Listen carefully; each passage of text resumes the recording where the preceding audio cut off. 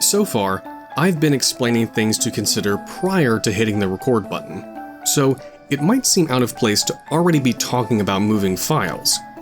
It's true that transferring files is one of the steps of post-production, but I don't want you going into these assignments with the assumption that you can just wait to move your files until you start editing. You want to copy that stuff over as soon as possible.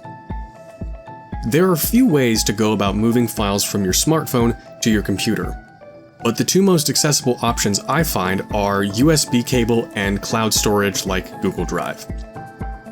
Using a cable is my preferred method because it provides a direct link between the devices, which means less time is needed to copy files. Most smartphones come with some sort of USB-compatible cable for the purposes of charging the phone, and many such cables are also capable of transferring data. I'm not guaranteeing yours does though. That's for you to check out. You see, I've got some video files here on my phone, so I'm going to connect it to my computer and either follow the prompt to access its files or find it in File Explorer.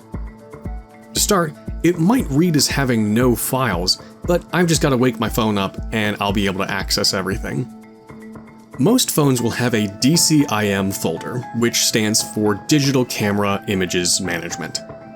Any photos or videos you shoot with your camera app should end up in this folder. There are exceptions, photos or videos sent or received by a messaging app for instance, which are likely to be saved in folders with names like pictures, movies, or sometimes something specific to the app. I'll get into organizing files in a moment, but if you're using a cable, you can Control-click the files you want to move and drag them into a new folder on your computer, or you can hit Control-C to copy them, open a new folder, and hit Control-V to paste them. It may take a moment depending on the size of the files, but the transfer shouldn't take long. If you've got the Google Drive app on your phone, you can sign in with your student email, hit New, Upload, select the files you want to move, and then hit Select to start uploading them. Now, the reason I prefer using a cable when possible is twofold. First, the direct link provided by a cable means that I can transfer files without worrying about my internet connection.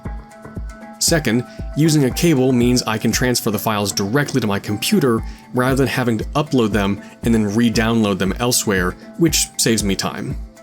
That said, going through Google Drive does have the benefit of creating additional backups for your files, which can come in handy. Ultimately, the choice is up to you. If you choose to go the cloud storage route, you'll want to be careful to keep your camera settings in mind so you don't needlessly extend the time needed to move files. I've mentioned previously that a video's resolution and frame rate can affect file size, but let's look at some numbers to illustrate the difference that can make. I shot a test video in Full HD, that's 1920 by 1080 at 30 frames per second. It worked out to a file size of about 110 megabytes. I recorded a similar test video at the same length, shot at the same frame rate, but in 4K. That's that 3840 by 2160. And that worked out to a little over 300 megabytes. I recorded their transfer times using Google Drive and the GovSchool wireless network against my phone cable, and here's what I got. Transferring my Full HD video by cable took me about 3 seconds, whereas it took me about 50 seconds to upload it and then another 10 seconds to download it. Not too much of a difference, at least at this scale. Comparing that against my 4K video, it took me about 5 seconds to transfer by cable, but to upload and download, it took me about 2 minutes 15 seconds and then another 20 or so seconds to download it. Just to compare those a little bit, 3 seconds by cable versus about a minute via drive, that's about 20 times faster. Comparing 5 seconds versus 150 or so, that's more than 30 times faster. Now consider how much those numbers could vary if I was uploading and downloading using different, even less stable internet connections. Imagine how long it might take using a mobile hotspot or spotty hotel or cafe Wi-Fi. Now imagine you're working on a project that has you moving multiple files of that same length or more. Simply put, Don't wait to transfer your files, especially if you plan on using Google Drive or another cloud storage service to do so. Now, before you open Premiere and start loading up files, I highly recommend you take a couple minutes to give your files memorable names and create specific folders to keep them in.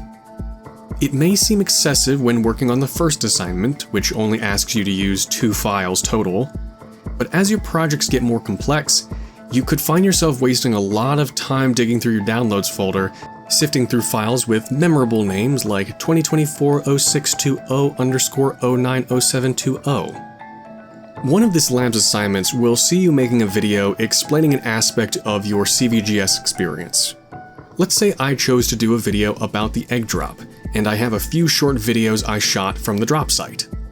First, I'll open File Explorer on my computer and go to the Videos folder. There, I'll right-click and create a new folder, which I'll name after the assignment, Video Postcard. Whenever I transfer or save files I plan to use for that assignment, I'll make sure they get saved in that folder. That way, I can easily find relevant files when I need them. You could go a step further and create folders within the assignment folder specifically for video files, photos, music when we get to that.